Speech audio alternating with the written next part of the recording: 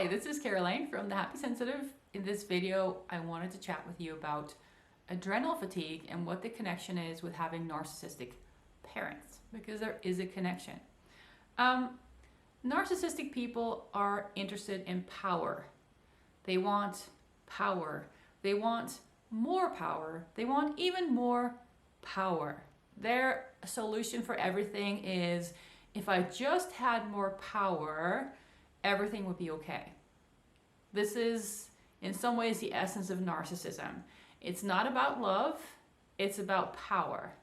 It's about having power, and then power not as in self-awareness or self-control or knowing how to grow and develop. Not that kind of power, but power over other people. So if you had parents like this, then you will have grown up learning in one way or another that you having power is not okay. You having a say is not okay. You going your own way is not okay. The only thing that's okay is you doing what they want. And it can sound very nice, like we just want you to be okay, and we think you should become this kind of person in this kind of career to be okay because we want the best for you, right? The nice sounding version. Or it can be, you're not important, we are important and you have to cater to us all the time. In some shape or form, there's likely going to be one of those that's going to be at play. And your adrenals are at the back of your solar plexus. They are connected to your power center. Your solar plexus is your power center. It's your self-defense center. It's also the place where you feel confident and you get stuff done. It's your action center. You go and do things. And these are all things that are very threatening to narcissistic people because they want all that. They want you to give them all of that. So you might have learned that you're not allowed to develop your solar plexus. You're not allowed to develop your power center because that would be threatening and upsetting to your parents. And you probably internalize that as just, it's wrong, it's bad, I'm a bad person, right? So a lot of people who develop, let's say, the opposite coping mechanism to narcissism, becoming codependent and worrying too much about giving other people what they need and not being concerned enough with your own needs, that really plays into how your power center, how your solar plexus functions, and also how your adrenals function. Because your adrenals will then be used and abused to make you work harder, not for yourself, but for other people. And eventually this leads to exhaustion. And there'll also be a mechanism underneath where it doesn't matter how much you do, it's never enough. Because that is also something that narcissistic people tell you, because their obsession with control and power never satisfies them. And in their illusion and disillusionment, they think that if they just get more power, everything will be better. So every time they feel bad, they're like, wait a minute, I just need more control and more power, and people need to give me more power, and then I'll feel better. And they never stop to think, wait, I've been doing this my whole life and I never feel better, right? It's always gotta have more control, gotta have more power.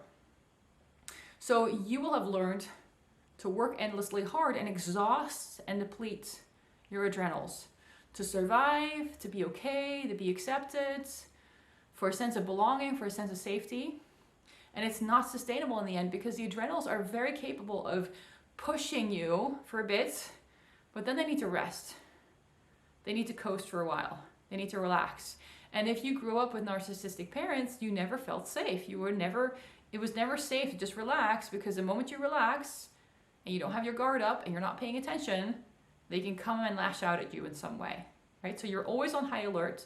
You're always like, what do I need to do? And you've learned to work really hard, ridiculously hard, for people who are never satisfied. And that's become part of your, let's say, inner system, your inner self, how you look at the world, how you relate to things. So that's why the adrenals then eventually burn out. And it's not going to be just the adrenals, it's the whole hormone axis. Your thyroid is going to get involved, other parts of your body are going to get involved.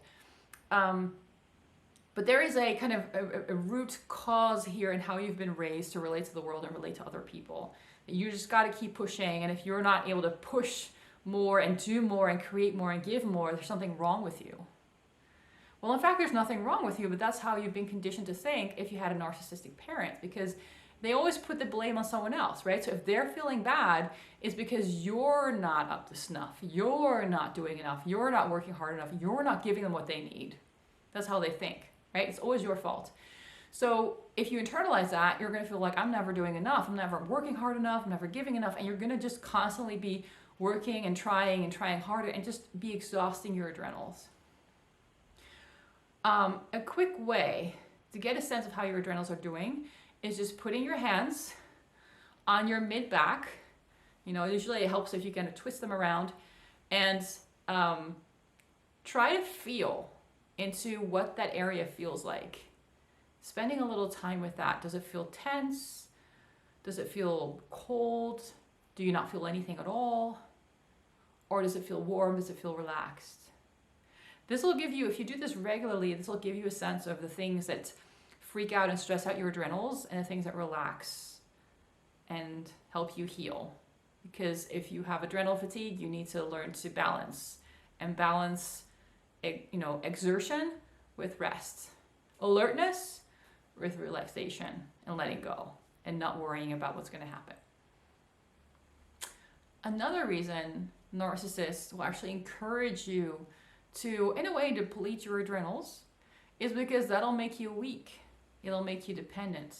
So on the one hand, they may want you to work really hard to do things for them, but on the other hand, they also want someone that they can control. If you're strong, if you're healthy, if you're powerful in that way, they have less of an ability, less of a chance to control you. So making you weak and vulnerable enough that you feel like you can't stand up to them is perfect for them, right? So you will have learned in some ways that your normal adrenal balance is one where you're always depleted and you're always running on empty. That's what you learn. Because if you do that, they're happy with you.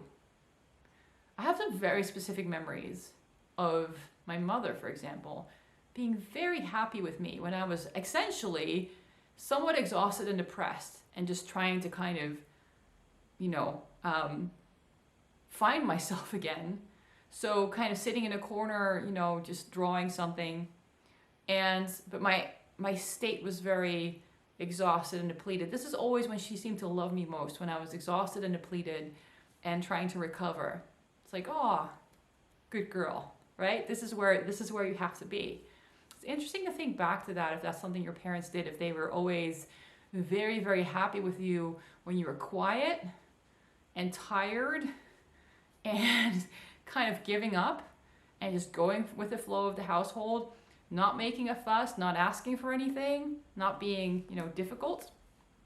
If that's what you got rewarded for, and if that's what you got kind of reinforced again and again, that was you being a good person, you being a good little girl, you being a good little boy, you being a good little child. Just sit there, be exhausted, shut up, do what we say. And it's a very vulnerable state to be in, but if that becomes something that you learn is good, and when you stand up for yourself and you're angry or you make a fuss or you try to claim something or you try to fight something, that you're shut down, you're punished, you're told that you're a bad person, you get screamed at, you get yelled at, because very often narcissists will just go over the top when you just take a very reasonable stand. You're not doing anything extreme, but you're challenging their ultimate sense of, their Lord of the universe perspective. And just by saying that you might want to do something a different way, that's challenging their Lord of the universe perspective. And so they're going to get really mad with you. And so you learn that if you're tired and exhausted, you're good. If you just take a reasonable stand for yourself, you're bad. So apparently it's not reasonable. Apparently that's extreme. You just asking for what you need is extremely mean and selfish and evil. And that kind of sets your system up to push you towards prioritizing the depletion states, the exhaustion states, where you have nothing left to give, and then feeling good about yourself. Like, oh, I did a good job because I'm totally exhausted. And then when you stand up for yourself, you fight back a little, you feel really guilty and bad, right? And so that is pushing your adrenals in this way of working where you learn to deplete them. You learn to just completely, just not destroy them, but use them up. And then you get to a point where at some point you cannot try anymore. You cannot give anymore. You just completely, your body just pulls the plug and says, we're done. Like, you got to stop, whether you like it or not. And that's when you can actually rebuild. That's when you can start to rebuild a healthy balance of work and rest. But it's not just a matter of taking a break, taking a holiday, taking it easy for a bit, because this has gotten wired into your system. This has gotten wired into you as like, this is how I have to be. And so you have to learn how to get that out of your system, right? There's a lot of peeling back of layers of, wait, I actually learned to deplete my adrenals because that was like the good version of me, according to my parents. So I have learned to do that on purpose, and now I have to unlearn it, and I have to learn to stop when I'm starting to get tired and actually congratulate myself when I stand up for myself, when I say no, and when I, draw a line somewhere. So I hope that was helpful. I think it's something that is not, I don't see it talked about with regards to adrenal fatigue. It took me a long time to put these pieces together and really see like, oh yeah, this makes total sense. I had really bad adrenal fatigue in 2009. I got out of it, but it was a long journey out. And at the time I found very, very little helpful information. Most of the stuff you'll find is very medical based and doesn't really go into the roots of how you got there and why you end up keeping yourself in that place without realizing, right? It doesn't go into kind of like the psychological and the childhood and the trauma roots of this, even though there are a lot of connections between adrenal fatigue and unhealthy relationships. If you'd like to chat about this with me in person, you're welcome to set up a clarity call. They're 30 minutes of, me just listening to you and giving you tips and tricks and things you can do. And I tack on extra time if you're also interested in, taking another step and working with me in some other capacity. I have a program on this I have two programs actually. I have one on No to Narcissist that is about getting out of the narcissist conditioning, that where you are always the bad one and you always have to work harder, that kind of stuff, like how to really get that out of your system. So really focusing on the narcissistic abuse, especially the ways that you don't quite realize that was actually abusive because it was just normal. You grew up with it, right? Really focusing on that part of it. And then I have another program, Happy Sensitive Foundations, which is really about finding your balance, especially when you're really exhausted and you've been doing things a certain way in your life and you've got to find a new way to build your energy and set limits from the inside out. You've never really learned how. I never really learned how. I had to start from scratch and learn this from the bottom up. The reason I've separated both of these programs is because I found that in practice, I have, once upon a time, I did try to sometimes teach both of those at the same time to clients who needed it, but it's just too much, it's just too much to learn at once. So it's best to just start from one angle. Either start from the narcissistic angle, like the narcissistic abuse, like what did that do to you? How do you get out of those patterns that you learn to internalize? And either start there and then see, okay, how much does that resolve? And then do you actually need a way to learn to balance your nervous system anew? Or start on the balancing your nervous system side of things, which is Happy Sensitive Foundations, and kind of leave the narcissistic abuse aside for now. Just because once you start diving into the narcissistic abuse and what happens to you, it brings up a lot of stuff and it becomes kind of all-consuming for a while. So this is the kind of topic that you need to kind of go all in and deal with exclusively that for a while. And so it's best to decide either you do that, you work on the narcissistic stuff, like this is... it's painful, but a lot of it has affected how you do things because the pain is subdued, it's pushed away, it's not processed, it's not healed, and so it's still determining your reality. It's still running the show precisely because it's gone underground. And so that stuff needs to come up, but not just come up, you need to know how to process through it so it actually leaves your system, so you can actually build a healthy foundation for yourself that's not constantly being sabotaged by the conditioning that a narcissistic parent would have put on you, right? So yeah, that tends to become all consuming, and it tends to become a really big topic. And then usually when clients start working on like the narcissistic abuse stuff, that's all they want to talk about, right? So that's why I've learned to just kind of separate those topics out. So working on the narcissism for a while, or saying, no, we're just going to leave that be for now and actually work on balancing your nervous system, setting limits and boundaries from the inside out. Because what you learned is to do it from the outside in. They say I should give this much, therefore I give this much. They say this is not a problem for me, therefore it's not a problem. What you have to learn is how to recognize from the inside out, what is my body actually telling me about my limits right now, about what I need right now. And it takes practice, and it takes some know-how how to do that, but then you can really build a healthy balance for yourself from the inside out. And that's a big part of what Happy Sensitive Foundations is for. That's what I used to get out of my chronic fatigue, adrenal fatigue situations. But my situation was, there was a lot going on at the same time. So that's why I have different programs that like deal with different aspects, because not every person that I help has all those things going on. Like some of my clients do, they have narcissistic abuse in their past. They have come to a point where they're just exhausted and they can't keep going the way they have. They have some kind of chronic fatigue issue. And they are super sensitive and have some psychic abilities, and they might be empaths, right? So then they've got all the things that I had as well, and then we kind of work on those separately. Okay, I will put links to everything below, to setting up a clarity call, to information about Know to Narcissist, to information about Happy Sensitive Foundations. These are not cute little 6-week programs, like a clarity call is just half an hour, obviously, but my programs, they're pretty big, because I want to be able to have, you to have the time to really, really make changes.